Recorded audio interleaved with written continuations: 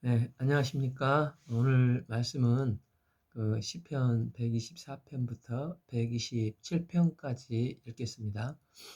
요절 말씀은 시편 126편 5, 6절. 눈물을 흘리며 씨를 뿌리는 자는 기쁨으로 거두리로다. 울며 씨를 뿌리러 나가는 자는 반드시 기쁨으로 그 곡식단을 가지고 돌아오리로다. 시편 124편은 구원을 기억하라는 시편입니다. 하나님은 우리를 돕는 분이시므로 1절에서 8절 말씀하고 있습니다. 이스라엘은 이제 말하기를 여호와께서 우리 편에 계시지 아니하셨더라면 우리가 어떻게 하였으랴. 하나님은 우리 편이므로 항상 우리를 도우시는 분이시라는 것입니다.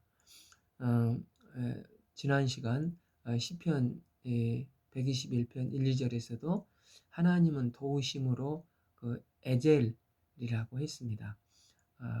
내가 산을 향하여 눈을 들리라 나의 도움이 어디서 올까? 2절 나의 도움은 천지를 지으신 여호와께로서다 라고 했습니다. 이제 본문 8절도 똑같이 하나님은 항상 우리 편으로 우리의 도우심이 된다고 하십니다. 때문에 그분께 이게 맡기면 다 회복되는데 그 믿음의 비밀을 잊지 말고 계속 기억하라는 것입니다. 그러면서 이제 샘플을 하나 들고 있는데 출애굽 이야기를 홍해 구원 이야기를 말씀하고 계십니다. 이 사람들이 우리를 치러 일어날 때 여호와께서 우리 편에 계시지 아니하셨더라면 그때 그들의 노여움이 우리에게 맹렬하여 우리를 산채로 삼켰을 것이며 즉 앞에는 시퍼런 홍해가 있고 뒤에는 당시 최첨단 병기를 앞세운 애굽 군대가 밀려오는 이 진퇴양난의 상황에 빠졌을 때 만약에 여호와께서 우리 편에 계시지 않았으면 우리는 그들의 노여움의 산채로 삼킨 바 되었거나 다 홍해에 빠져 죽었을 거라는 것입니다. 4. 그때 물이 우리를 휩쓸려 시내가 우리 영혼을 삼켰을 것이며 5. 그때 넘치는 물이 우리 영혼을 삼켰을 것이라 할 것이로다. 6. 우리를 내어 그들에게서 씹히지 아니하게 하신 여호와를 찬송하리로다. 그런데 이제 홍해가 갈라져서 그들이 바다를 육지같이 건넜고 그때 애굽 군대들은 넘실거리는 홍해물에 다 수장되어 버렸지 않습니까? 때문에 우리를 내 주의 그들이 씹히지 아니하게 하신 여호와를 찬양할지어다. 홍해에서 구원해주신 주님을 기억하고 그 크신 구원의 은혜를 늘 기억하고 고백하고 찬양하라는 것입니다. 이스라엘이 6월절, 7.7절, 초막절 3대 절기를 지키는 이유가 무엇입니까? 항상 주님의 출애굽해 주신 은혜를 기억하라는 것이 아니겠습니까? 또 이제 신약 시대에 고린도전서 11장 15절 이 잔은 내 피로 세운 새 언약이니 이것을 행하여 마실 때마다 나를 기념하라 하셨으니 그러니까 성찬식을 할 때도 예수님께서 늘 십자가를 기념하라고 하시지 않습니까? 우리는 주님의 구속의 은혜를 반복해서 기억하고 찬송을 해야 됩니다. 그러할 때 늘 생명력 있는 삶을 살 수가 있습니다. 바울이 되었던 것이 사도 바울이 바울 되었던 것은 무엇이었습니까? 고린도전서 15장 10절에서 그러나 내가 나된 것은 하나님의 은혜로 된 것이니 내게 주신 그 은혜가 헛되지 아니하여 내가 모든 사도보다도 수고하였으나 내가 한 것이 아니요 오직 나와 함께 하신 은혜로라. 사도 바울은 늘 만삭되지 못한 자와 같은 자신을 다메섹 도상에서 만나주시고 구속해 주신 주님의 은혜와 십자가의 사랑을 시간이 있을 때마다 기억하고 증거했습니다. 그래서 내가 모든 사도보다도 더 많이 수고를 했고 또 그것도 나에게 주신 하나님의 은혜라고 늘 은혜를 강조하고 있습니다. 그러니까 우리의 신앙은 늘 주님께서 베풀어 주신 은혜, 또 구원해 주신 은혜를 기억하는 것입니다. 날마다 예배 때마다, 기도할 때마다, 찬양을 할 때마다 출애굽을 기억하고 찬송을 하라고 하는 것입니다. 7. 우리의 영혼이 사냥꾼의 올무에 벗어난 새같이 되었나니 올무가 끊어짐으로 우리가 벗어났도다. 하나님께서는 혹시 우리가 올무에 걸렸다 할지라도 우리와 동행하심으로 우리를 사냥꾼의 올무에서 벗어난 새같이 구원해 주신다는 것입니다. 현재도 미래도 어려움이 있을 수가 있고 이 악한 마귀는 우리에게 올무를 넣고 걸려들도록 끊임없이 유혹을 합니다. 올무에 걸려든 새는 올무에서 빠져나오려고 할수록 더 올무는 쪼여갑니다. 그러나 그때 그 올무에서 벗어날 수 있는 길이 무엇이겠습니까? 스스로는 벗어날 수가 없고 누군가 와서 칼이나 가위로 그 올무를 뚝 잘라주면 벗어나 자유의 몸이 되고 저 창공을 힘차게 날아갈 수 있는 것입니다. 마찬가지로 마귀가 쳐놓은 올무에 우리가 걸렸다고 생각을 하면 어떻게 됩니까? 벗어나고자 발부둥이 칠수록 우리는 더 거기에 조여드는 것입니다. 그런데 내 옆에 친한 사람이 있다면 설마 올무에 걸려도 무섭지 않은 것입니다. 혼자 있으면 올무가 무서운 거지만 옆에 동행자가 있으면 올무에서 꺼내주고자 칼이나 가위로 그 그물을 잘라주면 나는 자유의 몸이 될 수가 있습니다. 마찬가지로 주님은 항상 나와 임마누엘 하시기 때문에 나는 결코 올무가 두렵지 않다는 것입니다. 현재 우리가 할 일은 아버지 되신 주님이 나와 임마누엘 하심을 항상 동행하심을 의지하는 것이 중요하다는 것입니다. 그러니까 다윗은 늘 어릴 적 양을 치면서 사자의 발톱과 곰의 발톱에서 잡힌 쉬운 자신을 구원해 주신 주님을 기억했습니다. 또 골리앗과 싸울 때도 여호와 하나님을 의지해서 그때를 기억하면서 골리앗을 무너뜨렸습니다. 하나님은 자신의 능력을 의지하지 않고 현재 여호와 아버지께서 그들을 도우시고 그와 함께 하심을 믿고 고백했습니다. 사무엘상 17장 14절 47절에서 여호와의 구원하심이 칼과 창에 있지 아니함을 이 무리에게 알게 하리라. 전쟁은 여호와께 속한 것인즉 그가 너희를 우리 손에서 넘기시리라. 우리는 신앙생활이 오해하기 쉬운 게 하나님이 연약한 나에게 힘을 듬뿍 부어주셔서 내가 능력을 덧입고 능력의 종이 되고 내가 나가서 그 문제를 해결하고 열심히 해서 귀신을 쫓아냈다고 생각할 때가 있을 수가 있습니다. 마치 마가복음 9장에서 예수님께서 수제자 3명을 데리고 이제 변화산상으로 올라가셨을 때 그 밑에 있는 남은 제자들은 마귀야 물러가라 목이 터져라고 마귀를 쫓아내려고 했습니다. 그러나 그들은 귀신을 쫓아내지 못했습니다. 그래서 마가복음 9장 18절에 내가 선생님의 제자들에게 내쫓아달라 하였으나 그들이 능히 하지 못하더이다.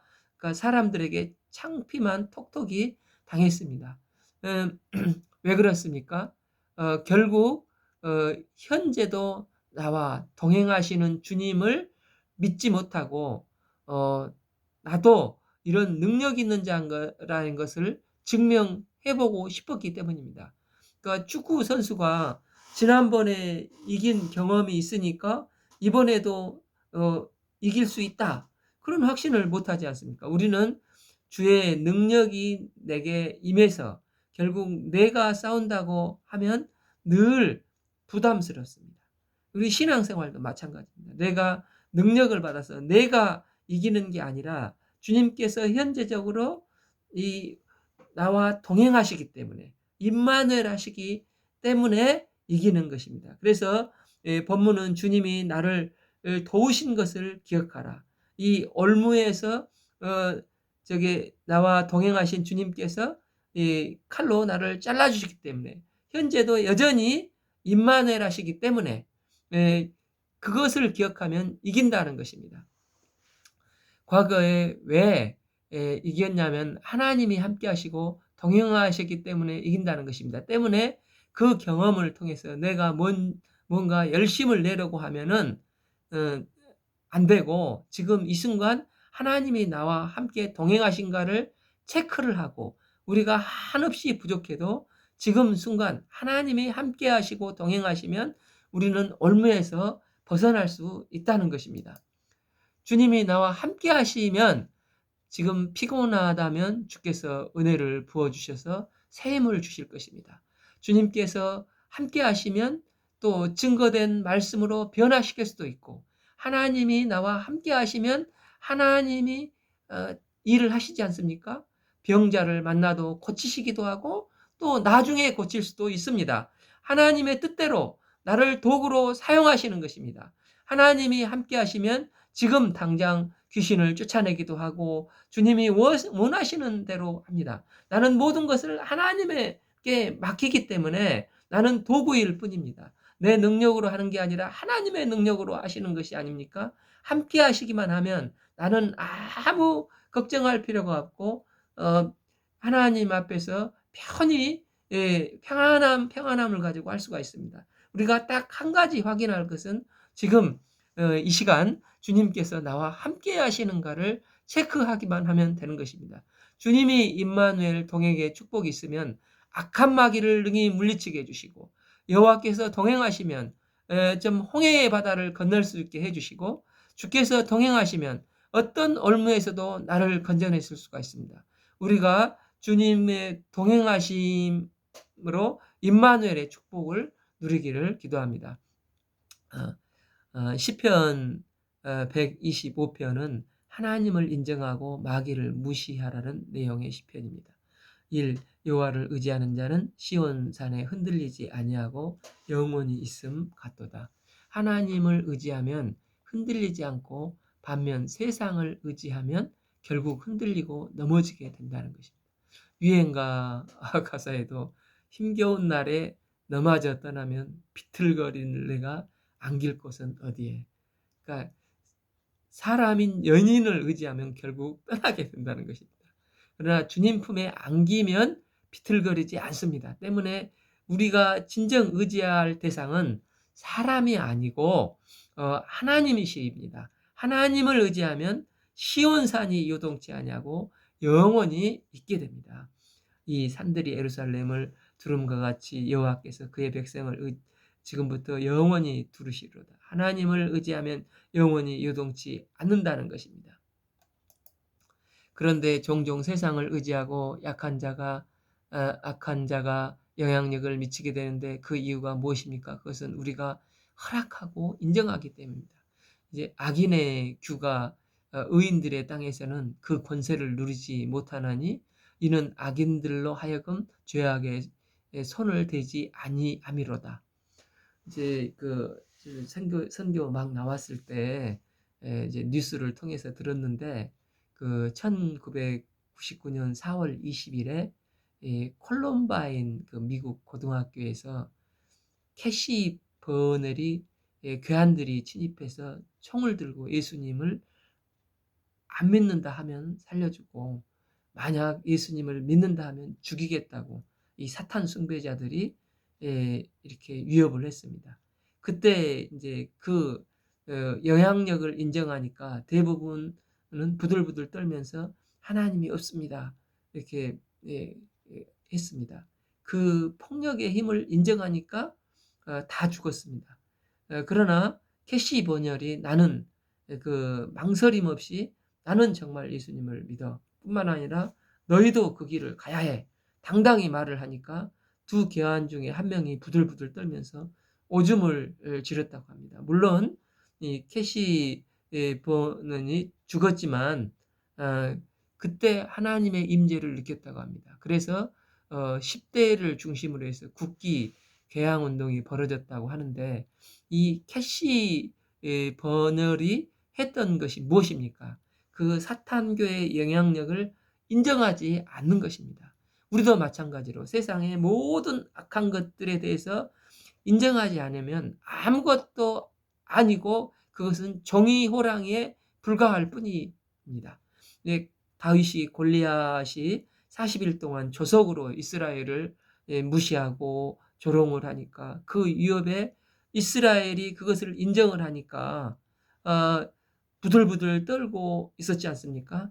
그러나 다윗은 골리앗을 인정하지 않고 거대한 골리앗이 물맷돌 한 방에 나가 떨어지는 종이 호랑이가 되지 않습니까? 그러니까 악의 세력을 무시하는 것이 중요하다는 것입니다.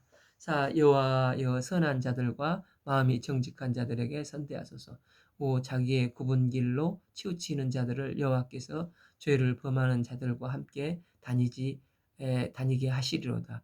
이스라엘에게는 평강이 있을지어다. 우리가 오직 하나님만을 인정하고 종이 호랑이와 같은 세상 마귀의 것들을 철저히 인정하지 않고 무시하면 여호와의 평강이 임하여 승리하는 삶을 살 수가 있습니다.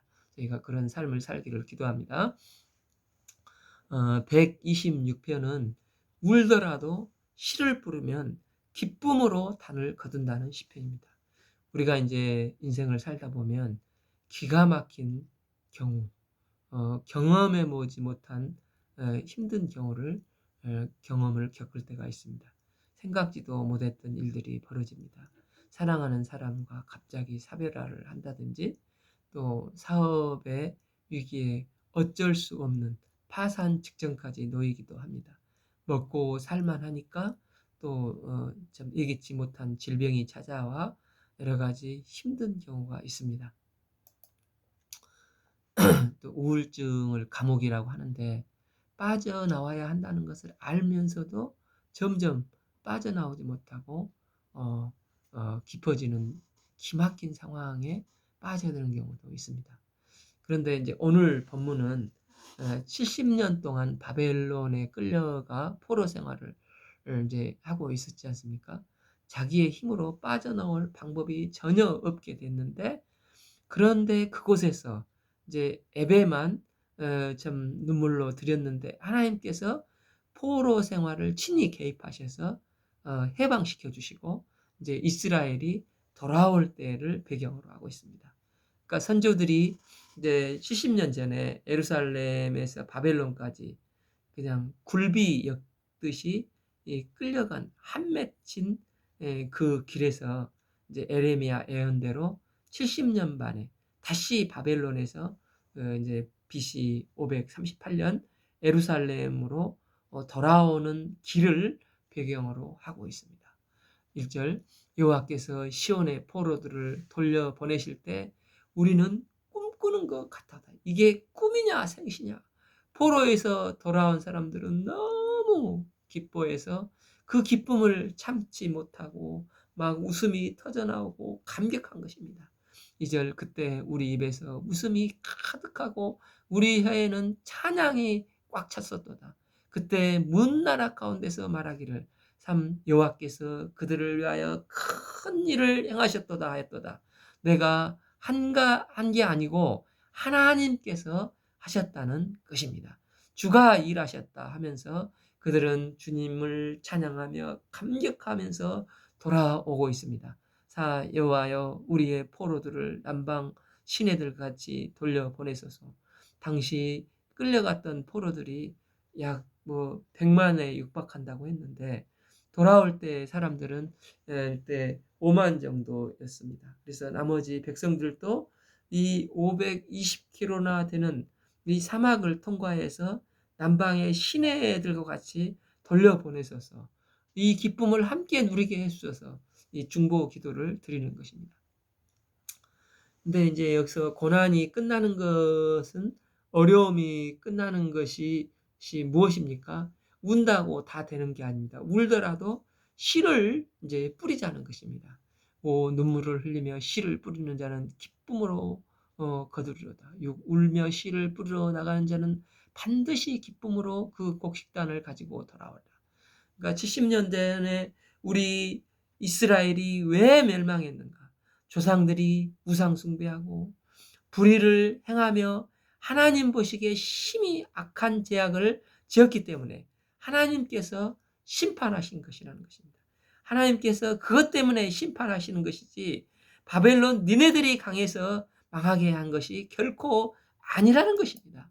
때문에 하나님은 바벨론을 채찍으로 우리의 죄를 심판하신 것입니다. 그러니 이제부터 하나님의 은혜로 돌아가게 됐으니 이제부터는 조상들처럼 기도 안 하고 예배 건성으로 드리다가 또 우상 숭배에 빠지다가 또 하나님의 심판을 다시는 받지 말자는 것입니다. 울며 씨를 뿌리는 자, 눈물로 씨를 뿌리자는 것입니다. 다시 기도의 씨를 뿌리고 예배의 씨를 뿌리자 이것입니다. 그래서 이제부터는 제대로 하나님의 은혜를 감당하며 제대로 된 하나님의 백성으로 제사장 나라의 역할을 감당하면서 살자는 것입니다. 그래야 주께서 열매를 기쁨으로 곡식단을 거두고자 주시면 이것을 거두고자 다짐을 하고 다짐을 하는 것입니다. 그들은 이제 새 나라, 새 성전을 건축하고자 벅찬 소망을 가지고 마음의 각오를 새롭게 하고 있습니다. 이 시편을 부르며 마침내 예루살렘에 그러면서 도착을 했습니다. 그러니까 이제는 과거의 죄악을 되풀이하지 말자. 오직 하나님의 방법대로 제대로 기도의 씨를 뿌리고 제대로 된 예배의 씨를 뿌리고 말씀을 철저히 준행함으로 주님을 섬기자. 다짐하고 다짐을 하는 것입니다. 이처럼 우리가 진정해야 될 일은 주님 앞에 눈물로 씨를 뿌려야 한다는 것입니다. 그러니까 아마 이제 우리 전 세대들이 기도를 정말 많이 한 것 같습니다. 저희 모 교회도 봐보면 제가 갔을 때 이제 독일로 선교사로 가신 분이 청주에 있는 그 우암산에 올라가서 밤새면서 막 소나무 뿌리를 뽑으면서 눈물로 기도를 했다고 들었습니다. 그러니까 기도에 생명을 걸었을 때 하나님께서 저희 그 모교회를 한 60명 정도 되는 선교사들을 세계 곳곳으로 파송하는 은혜를 주셨습니다. 이제 우리 또 시골 교회도 그 사마동 집사님이란 분은 정말 새벽마다 눈물로 비가 오나 눈이 오나 저희 집이 교회 뒤쪽인데 그 기도 소리가 늘 들렸습니다.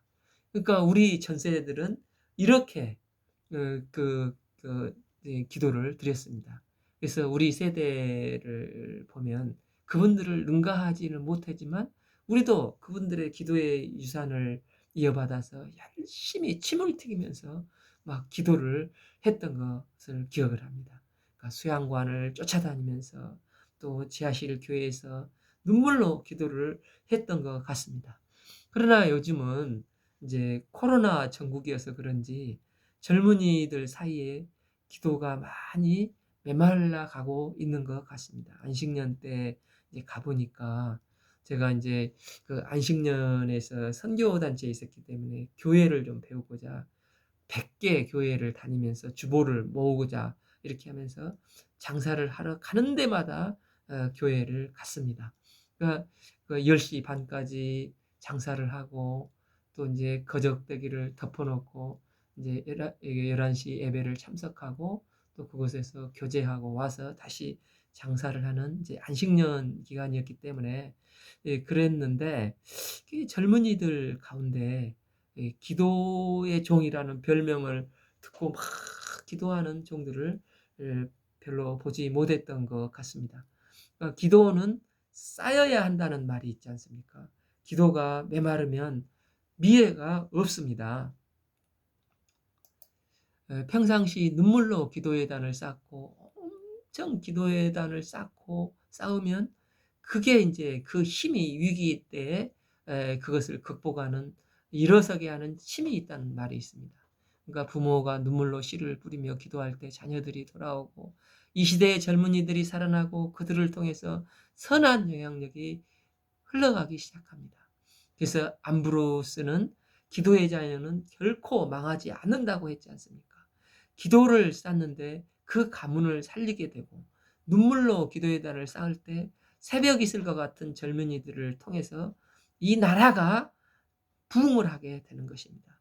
또 우리가 새벽 기도를 깨워서 기도할 때 그 기도를 축복하사 계속해서 세계 선교에 쓰임 받는 제사장 나라가 될 수 있을 것을 믿습니다. 저희가 눈물로 기도에 씨를 뿌릴 때 주의 주님께서 다시 우리를 축복하실 것을 믿습니다. 눈물을 흘리며 씨를 뿌리는 자는 기쁨으로 거두리로다. 울며 씨를 뿌리러 나가는 자는 반드시 기쁨으로 곡식의 단을 가지고 돌아오리라. 이 말씀이 우리의 모습 또 우리의 미래가 되기를 기도합니다. 시편 127편은 하나님 없는 수고는 실패라는 시입니다. 그러니까 독특하게 쓰여지는 게 표제어에 보면 솔로몬의 시가 라고 나와 있습니다.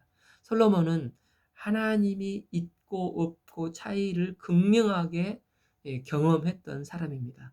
하나님이 계시면 충만함이 있고 하나님이 없으면 허망함이 있었습니다.